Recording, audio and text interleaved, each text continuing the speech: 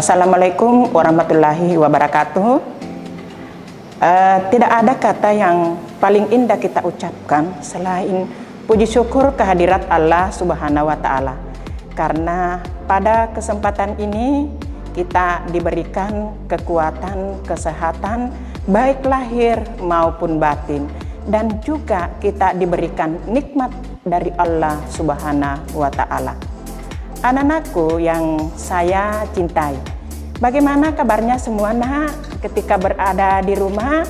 Ya, insya Allah pasti anak-anakku semuanya dalam keadaan sehat walafiat. Begitu pula dengan Bapak Ibu Guru. Ya, anak-anakku, pada kesempatan ini terlebih dahulu Ibu akan memperkenalkan diri. Ya, nama Ibu yaitu Dr. Anda Andi Ratnawati MPD selaku Guru SMP Negeri 2 Watampone. Dalam kesempatan ini Ibu akan bertugas untuk memberikan sebuah materi yaitu tentang mengidentifikasi masalah. Nah, di dalam mengidentifikasi masalah, pasti anak-anakku memiliki masalah-masalah yang sering terjadi dalam lingkungan sekolah. Pastikan? Iya. Nah, dalam masalah yang sering terjadi di lingkungan sekolah ini, maka anak-anakku, bagaimana cara anak-anakku untuk menyelesaikan masalah-masalah tersebut. Adapun materi kita pada kesempatan ini yaitu mengidentifikasi sebuah masalah. Ya. Dari materi mengidentifikasi sebuah masalah ada 4 tujuan yang harus anak-anakku capai pada kesempatan ini. Ya. Tujuan yang pertama yaitu untuk mengidentifikasi masalah yang sering terjadi oleh siswa dalam lingkungan sekolah. Kemudian tujuan yang kedua yaitu menganalisis masalah-masalah yang sering ditemukan di sekolah berdasarkan dari sudut pandang yang berbeda. Kemudian tujuan yang ketiga yaitu anak-anakku dapat menggambarkan masalah atau visi yang dapat mengalami perubahan masalah-masalah yang terjadi dalam lingkungan sekolah. Kemudian tujuan yang terakhir atau tujuan yang keempat yaitu anak-anakku dapat mengidentifikasi perubahan masalah secara signifikan yang bisa kita bahas bersama. Nah, itulah tujuan yang keempat itu harus anak-anakku capai pada pertemuan kesempatan ini. Nah, baik anak-anakku, dalam mengidentifikasi masalah ini, anak-anakku harus mengetahui dulu yaitu tentang komunitas, karena ada namanya komunitas. Nah, mungkin ada di antara anak-anakku yang bisa menjelaskan apa sih sebenarnya itu komunitas. Iya. Nah, dari makna kata komunitas ini berbagai macam. Ada juga yang memaknai bahwa komunitas itu adalah kelompok. Ada juga yang mengatakan bahwa itu sebuah grup. Ada yang mengatakan bahwa sebuah pertemuan. Ya. Nah, ini semua bisa dikategorikan bahwa termasuk komunitas. Karena memang komunitas itu adalah sekelompok orang yang memiliki kebersamaan. Apakah kebersamaan itu dalam sebuah kelompok itu? Apakah dari segi tempat? Apakah dari segi profesi? Apakah dari segi kegemaran? Ataukah dari segi identitas? Nah, itu semua masuk dalam kategori komunitas atau kelompok. Dengan berbicara tadi tentang komunitas, maka di sini komunitas ada 5 jenis berdasarkan dari gambar yang ada. Ya. Di komunitas ini pada gambar yang tampil ada yang namanya tempat. Kemudian gambar yang kedua ada yang namanya minat atau kegemaran. Kemudian yang ketiga ada yang namanya identitas. Kemudian yang keempat yaitu praktik, dan yang kelima adalah kondisi atau keadaan. Nah, dari kelima jenis komunitas yang terlihat di gambar ini, maka Ibu jelaskan satu persatu. Yang pertama adalah tempat, yang mana tempat dari segi komunitas adalah sekelompok orang yang memiliki tempat.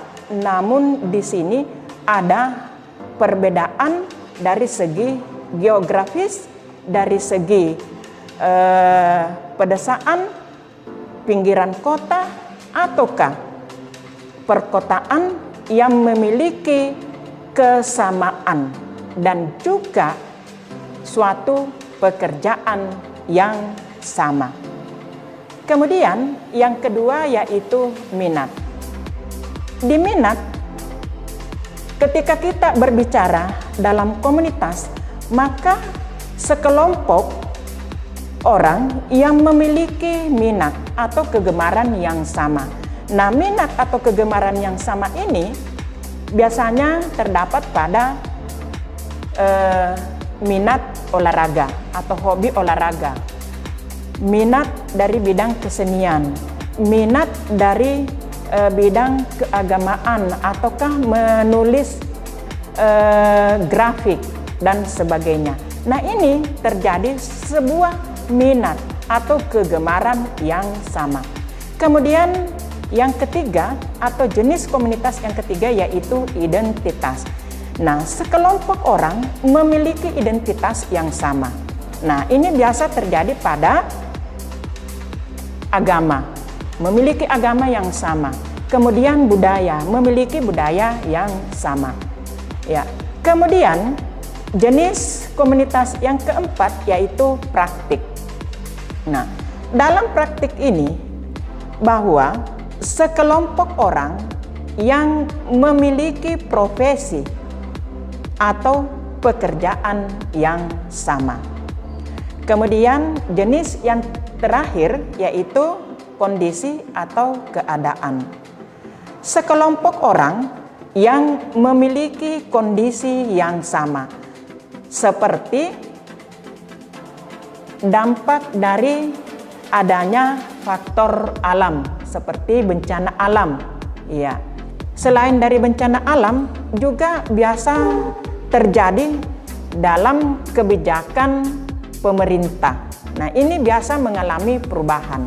Nah, inilah perubahan-perubahan inilah terjadi dalam sebuah kesamaan oleh kelompok-kelompok atau komunitas yang ada.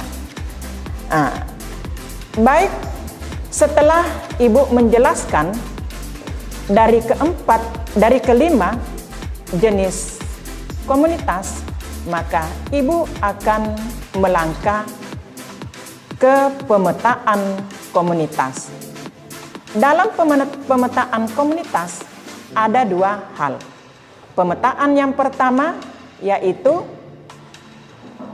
bisa dilihat dari segi fisik lingkungan sekolah. Kemudian pemetaan yang kedua bisa terlihat dari segi non-fisik sekolah atau bentuk tubuh manusia. Nah, dari segi fisik lingkungan sekolah, maka Ibu akan mengarahkan anak-anakku untuk menggambar sebuah denah lingkungan sekolah. Nah, gambar yang anak-anakku buat silakan dibuat secara kelompok. Walaupun anak-anakku berada di rumah, tetapi tetap anak-anakku membuat gambar atau menggambar secara kelompok berdasarkan dari denah yang ada di dalam lingkungan sekolah. Nah, setelah anak-anakku menggambar denah sekolah, maka anak-anakku bisa menjelaskan apa maksud dari gambar-gambar yang anak-anakku telah buat tadi. Ya. Setelah anak-anakku menjelaskan dari berbagai gambar yang ada dalam denah sekolah, maka kita perjelas bahwa lingkungan sekolah seperti gambar yang anak-anakku telah buat tadi, bahwa memang ada beberapa hal yang sering memunculkan masalah. Gambar pertama, ketika masuk di gerbang sekolah, ada sebuah pos sekolah. Nah, di pos sekolah itu sering terjadi. Apa yang terjadi di pos sekolah itu adalah anak yang terlambat atau ada anak yang bolos. Nah, ini adalah sebuah masalah yang muncul dalam lingkungan sekolah. Kemudian masalah yang kedua, yaitu adanya WC. Ya, WC itu sering juga terjadi masalah besar, karena terkadang ada anak yang memang super nakal. Biasa ada yang ngintip ketika ada anak perempuan yang masuk ke WC itu. Ataukah masalah lain, yaitu biasanya kurangnya air. Ataukah ada yang membuang ini sampah-sampah yang tidak diinginkan di dalam kloset tersebut. Kemudian gambar selanjutnya adanya gudang. Ya, gudang yang ada dalam lingkungan sekolah ini sering sekali terjadi yang sangat ekstrim dalam lingkungan sekolah. Karena ketika ada anak yang merokok, biasanya larinya ke gudang. Dan bahkan sering ditemukan ada anak yang main domino di dalam gudang tersebut. Kemudian gambar selanjutnya ada sebuah kantin. Nah, di dalam kantin ini juga sering memunculkan masalah. Masalah apa? Yaitu biasa juga ada anak yang ditemukan merokok. Dan biasa juga ada anak yang tidak belajar. Dia larinya ke kantin. Kemudian ada juga anak yang makannya 5 tapi bayarnya 3. Nah, ini adalah memunculkan sikap-sikap yang sangat tidak diharapkan oleh pihak sekolah dan khususnya dalam orang tua dan secara umum di bidang pendidikan, bahwa ini anak memiliki sikap ketidakjujuran.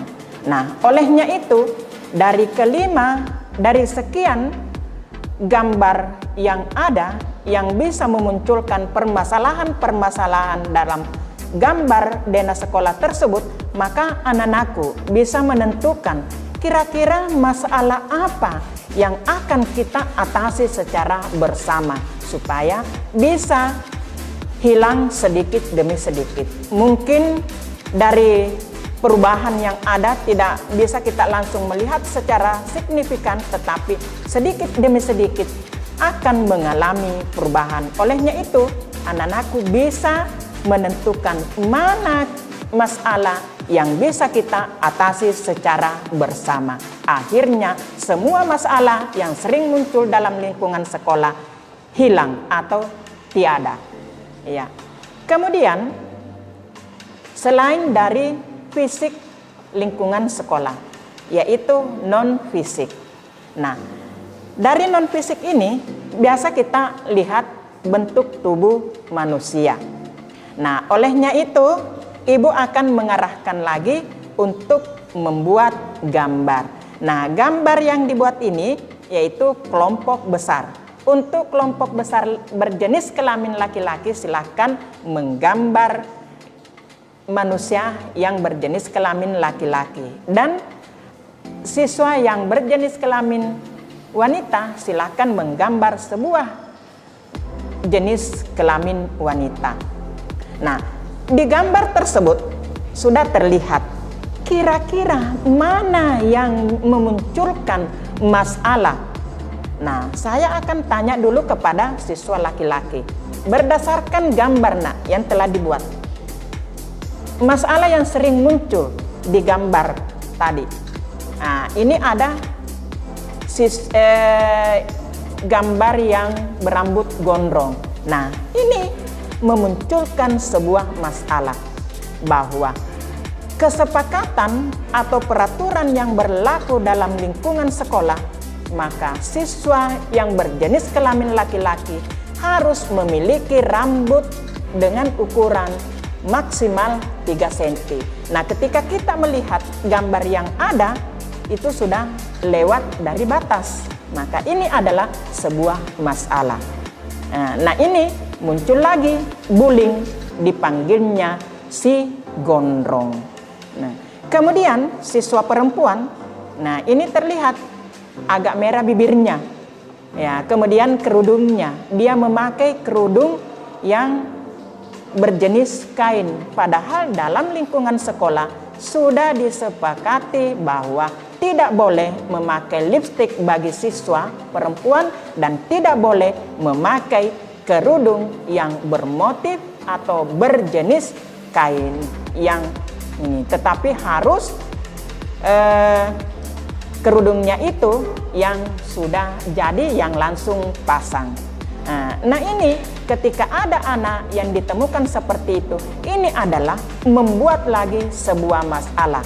Ya, karena anak laki-laki biasanya memanggil tidak sesuai dengan panggilan namanya, tetapi dia memanggilnya si bibir merah dan si kerudung yang modern. Nah, ini adalah sebuah masalah yang kita tidak inginkan dalam lingkungan sekolah. Nah, ini adalah masalah cyberbullying. Kita akan beralih ke langkah selanjutnya, yaitu kesimpulan. Dari kesimpulan ini, bahwa komunitas itu adalah merupakan suatu sekelompok orang yang memiliki kesamaan, yakni kesamaan dalam bidang budaya, kesamaan dalam bidang identitas, kesamaan dalam bidang profesi, kesamaan dalam bidang pekerjaan, kesamaan dalam bidang tempat. Ya. Kemudian komunitas ini bisa juga kita lihat secara fisik lingkungan sekolah dan juga bisa dilihat dari segi non-fisik. Dari segi fisik, sebagaimana tadi yang saya utarakan bahwa ada beberapa tempat-tempat yang sering terjadi masalah di dalam lingkungan sekolah, seperti WC, gudang, pos, dan sebagainya. Kemudian dari segi non-fisik lingkungan sekolah, yaitu bentuk tubuh manusia. Seperti tadi bahwa bagi yang berjenis kelamin laki-laki memiliki rambut panjang, maka sering dipanggilnya rambut gondrong. Maka ini adalah sebuah bullying yang terjadi kepada anak. Kemudian untuk siswa yang berjenis kelamin laki-laki perempuan, yaitu dipanggilnya si bibir merah dan juga si kerudung modern. Nah, ini adalah sebuah bullying yang bisa masuk kategori ekstrim, karena ini panggilan yang tidak enak didengar.